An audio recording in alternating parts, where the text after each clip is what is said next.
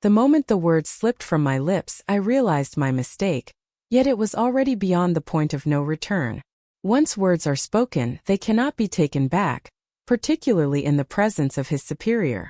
My name is Danielle, and at 32 years old I find myself in Fort Worth, Texas. What follows is the tale of how a seemingly foolish joke at a work gathering unraveled the very fabric of my marriage. Last Friday, my husband Troy, who is 37, extended an invitation to me for his company's end-of-year work party. Truthfully, my enthusiasm for attending was rather muted. Corporate events often carry an air of discomfort, leaving me at a loss for words when it comes to engaging with his colleagues. Yet Troy was adamant, claiming it was essential, asserting it would reflect well on him if I accompanied him. Very well. I resolved to embrace the role of the supportive wife for just one evening. I dedicated additional moments to perfecting my hair and makeup, slipped into that green dress he adores, and endeavored to present myself as polished, whatever that may entail. Yet, upon our arrival, an unmistakable feeling washed over me. It was destined to be one of those evenings where all I could do was wear a smile and offer a nod. The initial hour unfolded without incident. We engaged in conversation, navigating the familiar terrain of how we each knew Troy, exchanging pleasantries with his colleagues, all while I maintained my composure. After one drink, I indulged in another, and as dinner was finally served, a pleasant warmth began to envelop me. Then he made his entrance. Mr. Reddick, his superior. The man whom Troy perpetually voices his grievances about in the confines of his home. Troy remarks that he's constantly under scrutiny. I find myself perpetually discontent with my own endeavors. I envision this individual as a cantankerous, silver-haired overseer, meticulously scrutinizing every detail. However, that is not the case. Mr. Reddick possessed an unexpected youthfulness, perhaps in their late 40s, impeccably tailored attire, a man who effortlessly captivates the attention of everyone around him. It became immediately clear to me why Troy constantly carried the weight of stress concerning him. We find ourselves gathered around this expansive round table. Troy, his boss, a handful of coworkers, and I. Laughter fills the air as conversations swirl around holiday plans. And then, almost seamlessly, the topic drifts toward football. Troy is an unwavering devotee of the Cowboys, exists and inhales it. However, Mr. Reddick? It appears he's an Eagles enthusiast, and if you're familiar with the world of football, you understand that Cowboys and Eagles supporters are not the best of friends. They engage in a lively exchange, teasing one another with playful jabs. Yet, I could sense that Troy was beginning to wear that familiar expression. It's the expression he wears when the tide of the debate turns against him, yet pride prevents him from conceding defeat. It was at that moment that I took the plunge. I leaned in, a grin spreading across my face, and remarked, "If only you devoted as much time to being at home as you do to defending the Cowboys, perhaps you'd finally achieve a victory." Silence enveloped the table. I too experienced it, as if the very air had been drawn from the space around us. Mr. Reddick erupted with a hearty laugh, striking the table with enthusiasm as he declared, "I like her. She makes a valid argument." Yet Troy? Troy remained silent, his expression unchanging. He barely cast a glance in my direction. He reclined in his chair, his gaze fixed on the table as if he were silently counting to 10 in his mind. I realized in that moment that I ought to have put an end to it right then and there. I had a feeling about it. However, I chose not to. Absolutely not, that's not for me. I found myself compelled to commit even more fervently. If only that same fervor were directed towards our finances, perhaps we wouldn't find ourselves in disputes over the cable bill each month. I interjected with a playful chuckle, believing I was being charming. The sound of crickets fills the air. His superior leisurely took a sip of his beverage. One of his coworkers offered me that uncomfortable, cringeworthy smile. A gentle tap resonated beneath the table, Troy's knee brushing against mine, a subtle cue for silence. I chose to overlook it. "Don't look at me like that," I said, tilting my head at him as if he were putting on quite the show. "I'm merely jesting." "I trust you realize I'm just teasing." "No, Danielle," he said softly, his voice low yet cutting like a finely honed edge. "You are overextending yourself." He returned to his meal, chewing as if he were crushing stones with his teeth. Silence enveloped the table, as not a single word was uttered, only the sound of forks scraping against plates. I attempted to dismiss it as insignificant, yet within me the weight lingered, the instinctive sense that I may have overstepped my bounds. The remainder of the dinner was fraught with discomfort. Troy hardly uttered a word to me.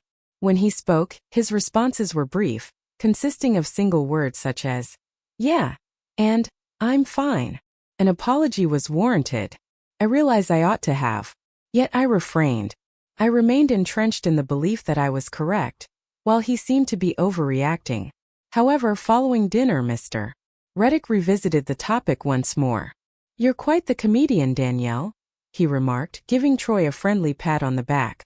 "She certainly has a way of keeping you alert, doesn't she?" Troy offered no semblance of amusement, not even a pretense of laughter. Merely inclined my head and replied, "Indeed." At that moment I realized it transcended mere humor. It revolved around the essence of respect. In that moment, I realized I had just humiliated him before the very person he had been striving to impress for an entire year. Following dinner, we were all meant to make our way to the bar area for some drinks. Troy didn't bother to inquire whether I wished to remain. He swiftly snatched his coat, turned to face me and declared, "Let's go." I offered a smile to all, waved my hand and playfully remarked, "Oh, I suppose it's time for me to head to bed, isn't it?" Making an effort to disguise the situation. Silence enveloped the room. Silence enveloped us throughout the entire journey back. Not a single word exchanged. He drove with a fury directed at the gas pedal, his foot pressing down hard, eyes fixed ahead, jaw clenched in determination. I lingered in my seat, my fingers gliding over the screen of my phone, feigning indifference. Yet, I found myself stealing glances at him from the periphery of my vision. As we rolled into the driveway, I made an effort to ease the tension. "Are you truly going to be upset about that?" "It was merely a jest, Troy." He lingered for a moment, hands resting on the wheel, inhaling slowly and deeply as if granting himself a final opportunity to find his composure. He pivoted towards me, locking his gaze onto mine and declared, "Nah, Danielle, it's not merely the joke. It is you. I'm weary of this." He exited the vehicle, forcefully shutting the door behind him, and made his way inside. They did not wait for my arrival. He failed to hold the door open as he typically would. Left me there, abandoned in silence. I lingered in the car for a moment, my heart pounding, caught in a whirlwind of anger and bewilderment. What mistake did I make? It wasn't as grave as it seemed. It was merely a jest. It's a common occurrence for men to exchange such banter with one another regularly. What makes my experience distinct? I entered, my guard up, prepared for a confrontation. Yet he was absent from the living room. He found himself on the upper floor. I trailed behind him, my heels clicking against the pavement as I called out to him. "Troy, are you truly going to behave in this manner?" In the quiet of our bedroom, I discovered him methodically packing a bag. A simple bag. "What occupies your time at this moment?" I inquired, my hands resting firmly on my hips. "Where might you be headed?" He fastened it securely, met my gaze, his eyes weary yet resolute. "I have reached my limit, Danielle." "Completed what, exactly?" I chuckled, convinced he was merely putting on a show. "Oh, really now, you're not going anywhere. Is it really about a joke?" Yet he remained silent. He seized his bag, swept by me, and descended the stairs. I trailed behind him, determined to prevail in our debate. "You're being ridiculous," I remarked, my voice dripping with sarcasm, arms crossed defiantly. "I am not pursuing you, Troy. If one chooses to embrace folly, then let them do so freely." He reached the door, turned to glance at me, and uttered the words that struck me profoundly. "One can never quite discern the right moment to cease, Danielle. That is the issue at hand." He then stepped outside. I remained in that spot, convinced he would return in just a few moments. Yet, as the engine roared to life and the glow of the taillights faded into the distance, a realization washed over me. He was serious. I lingered at the front door, my gaze fixed on the vacant street, hoping against hope that he would appear at any moment. I found myself reaching for my phone, half anticipating a message urging me to step outside. Yet there is nothing. Only silence remains. I closed the door, securing it as if that act held significance, and leaned back against it, arms folded, gnawing on the inside of my cheek. He shall return. He invariably returns. We've experienced disputes far more intense than this, and he has never been gone for longer than an hour. I ascended the stairs, clad in that ridiculous green dress, the sound of my heels echoing against the floor, and settled on the edge of the bed. The expanse of this side of the bed felt achingly vacant. The pillow bore the imprint of his slumber, a lingering reminder of the night that had just passed. I gazed at it, yet rather than succumbing to sadness, a wave of annoyance washed over me. He possesses an undeniable flair for the dramatic. I reached for my phone and sent him a message. Where are you? Silence lingers. So now he wishes to engage in a game of tough tactics? I placed the phone aside and rose to my feet, making my way into the closet, where I noticed the empty space that once held his bag. He truly grabbed his duffel bag as if he were embarking on a journey or something of the sort. How utterly absurd. What immediately came to mind? I ought to reach out to his mother. Indeed, he despises that. He often claims that I rush to his mother as if I'm reporting him. However, I did not partake in that action. I understood that if I went down that path, she would likely align herself with him, and I had no desire to endure a lecture this evening. Instead, I reached out to my sister Rachel. On the third ring, she finally answered. How's it going? I let out a deep sigh, collapsing onto the bed. Troy is acting foolishly. Oh dear, what mischief have you gotten into this time? She chuckled softly. What actions have I taken? I straightened my posture, feeling a surge of indignation. Why is it that you always presume it's me? It is often you, Danielle, she stated with candor. What transpired? I revealed all my thoughts to her. The gathering, the humor, the entire atmosphere surrounding the table. I presented it as if it were inconsequential, naturally. How about a bit of light-hearted banter? It's nothing to worry about. I even added a few remarks about his sensitivity for good measure. Young woman. Rachel's voice dropped to a whisper. Did you really say that in front of his boss? Indeed, what of it? I didn't exactly tell a falsehood. I retorted, irritation bubbling within me at her refusal to align with my perspective. He frequently expresses his frustrations about the stress he endures at work. Perhaps a different approach could alleviate some of that burden. Danielle. Rachel interrupted me. The tone is more cutting this time. You showed him a lack of respect in the presence of his superior. Men take that seriously. You rendered him diminutive. I lingered in silence for a moment. All right, but it was merely a jest. He is exhibiting a rather immature demeanor. Did he find it amusing? She inquired. Absolutely not. In that moment it became clear that it was no mere jest. Her words lingered in the atmosphere, weighty. It frustrates me when she articulates thoughts that are undeniably logical. The topic has been altered. In any case, he departed, having packed a bag and all that entails. Hold on. He departed? As in to the left? Indeed, I declared, flinging a pillow across the expanse of the room, behaving as if he has completed everything or something of that nature. I'm not pursuing him, however. If he chooses to throw a fit, that is his prerogative. You may want to address this, she remarked. He's not the kind of person to engage in such deception. He'll return, I whispered, yet for the first time doubt crept into my heart. That evening slumber eluded me. Each faint noise from outside compelled me to glance at my phone, hoping it was him. Yet it was not. The minutes stretched on endlessly. In the stillness of midnight. 1 in the morning, 2 in the morning. No messages yet. There are no calls. At long last I reached out to him once more. Something trivial, for that is my nature. Oh, so you've decided to vanish without a trace, have you? Truly grown-up behavior, Troy. Silence lingers. By 3 a.m., I found myself pacing the house, murmuring to myself as if engaged in a heated debate with him. Yet he was nowhere to be found. I revisited every moment in my mind. Perhaps I ought to have kept that to myself. Yet I would turn it over once more. He's showing a lack of toughness. He is an adult male. If he can serve it, he can endure it. As I drifted into slumber on the couch, the gentle chorus of birdsong roused me, accompanied by the persistent vibration of my phone resting on the coffee table. For a fleeting moment I believed it was him. Alas, that is not the case. A brief note from Rachel. Have you heard anything from Troy? I chose not to respond. Rising from slumber, I extended my limbs and glanced at the call log on my phone. No calls were missed. No texts.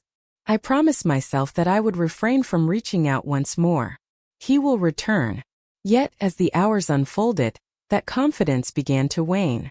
By noon, I found myself at the kitchen counter, my nails rhythmically tapping against the surface, caught in a moment of contemplation about whether to reach out to him. I had no desire to. It fills me with dread to be the one who initiates the call. Yet, that pride began to weigh heavily upon me when I realized his car was absent from the driveway. Where has he ventured off to? I made the call. The phone rang twice before plunging into the silence of voicemail. So this is the course we've chosen to take. I whispered, my head shaking in disbelief. Very well. Another 2 hours slipped away. Silence reigns. I began to ponder whether he was spending time with one of his friends. Brandon, his childhood best friend, was the first name that came to mind. Yet I was aware of the truth. Brandon is unattached, and his home resembles a lively fraternity dwelling. Troy would find no solace in that place. Perhaps it was his brother Marcus? I reached out to Marcus. Hey Danielle, he replied, his tone relaxed. Hello, is Troy by your side? I inquired, attempting to maintain an air of casual indifference. Unfortunately, I haven't come across him. What is the reason behind this? Just a fleeting thought. Merely verifying I deceived, gnawing on my thumbnail. Are you well? He inquired, as if he sensed that something was amiss. Indeed, I am quite well. I ended the call before he had the chance to probe further. In that moment, a wave of panic began to wash over me. A subtle unease settles in. A whisper of doubt that lingers at the edges of your thoughts, hinting that perhaps you've misjudged the situation at hand. It was only later that evening that he made the call. I picked up on the first ring, making an effort to mask any hint of concern in my voice. So you finally recalled that you have a wife?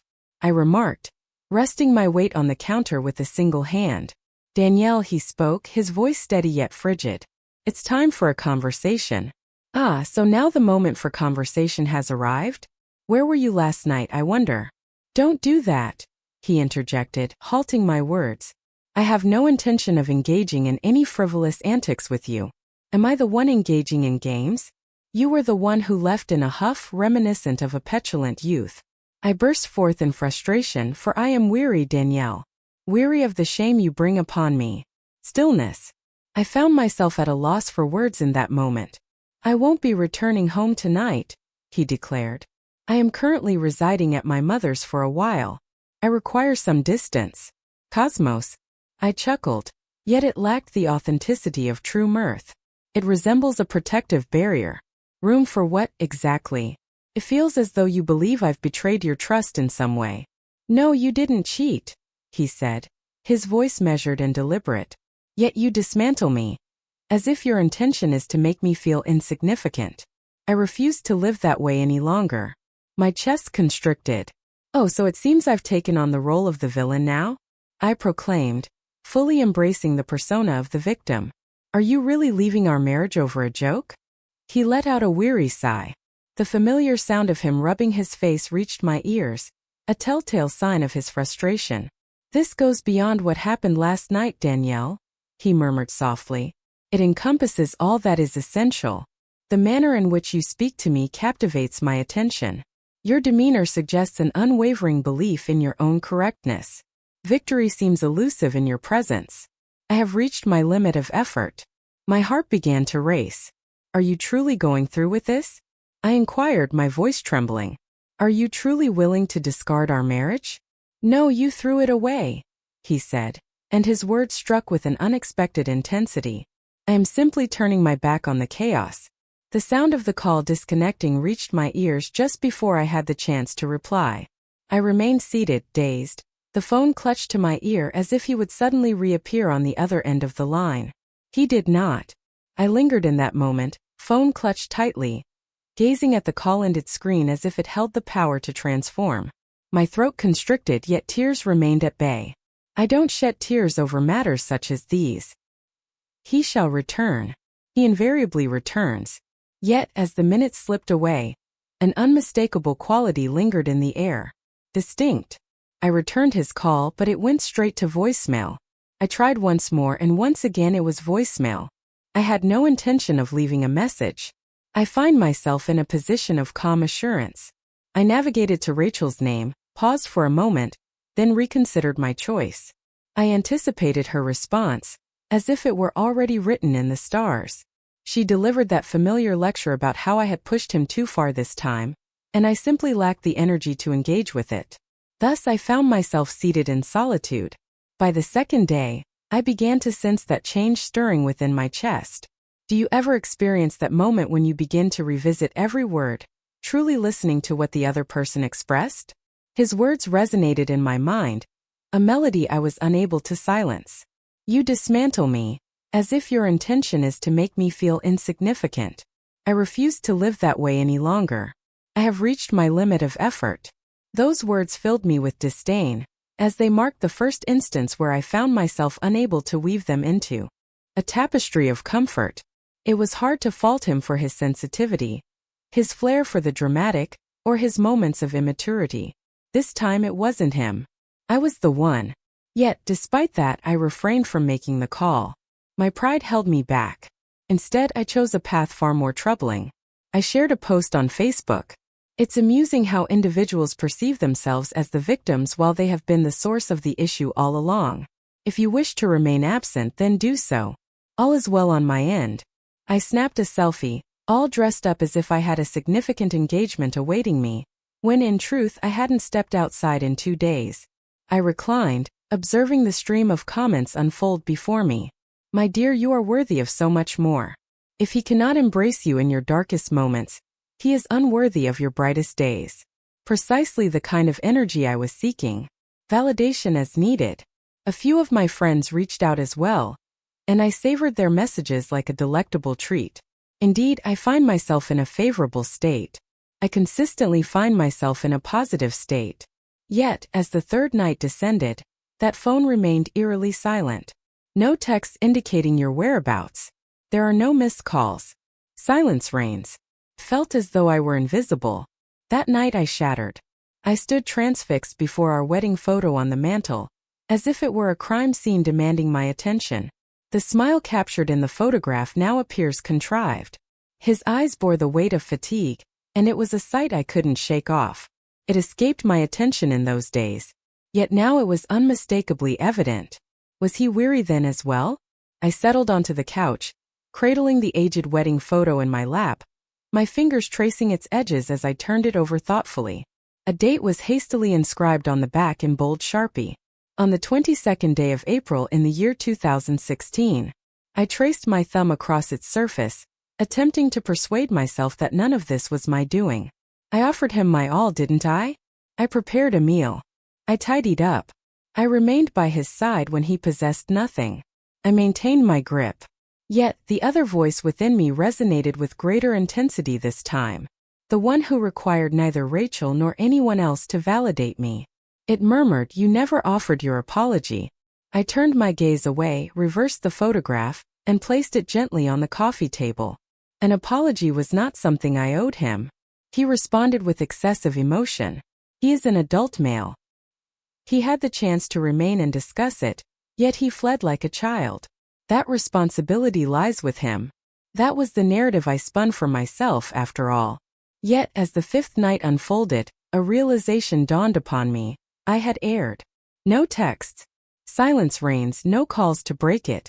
Not a single message asking about the kids. In that moment, the gravity of the situation became unmistakably clear.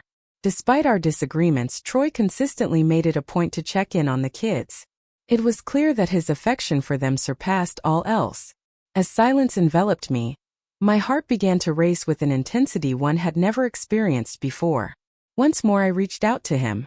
"Greetings, you've reached my voicemail." This time I took the liberty of leaving a message. I endeavored to project strength, yet my voice faltered midway. "Hello. I hope this message finds you well. I wanted to reach out and check in on how you are doing. The children are longing for your presence, so please do give me a call back at your convenience." Top. I despised the feeble tone that escaped my lips. The growing authenticity of it all filled me with dread. A week later, the papers arrived. Documents for dissolution of marriage. There it was on my front porch, delivered by an unfamiliar figure clad in a polo shirt, as if it were merely another Tuesday. I seized them from his grasp and forcefully shut the door behind me. Incredible, I whispered as I ripped them apart. Is he truly going through with this? Over a trivial dispute? My gaze brushed across the pages, yet I found myself not truly absorbing their content. It seemed almost surreal. Disputes arise frequently among individuals. Individuals often express sentiments that lack sincerity. Individuals tend to move past it, don't they?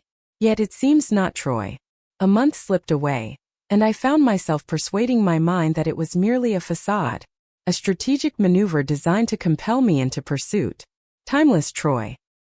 He'll give in, but then I laid eyes on her. One evening as I scrolled through Facebook, I stumbled upon a photo that featured her, tagged alongside him. A girl named Leanne with blonde hair and a slender frame, one of those individuals who rises at 5 a.m. to practice yoga.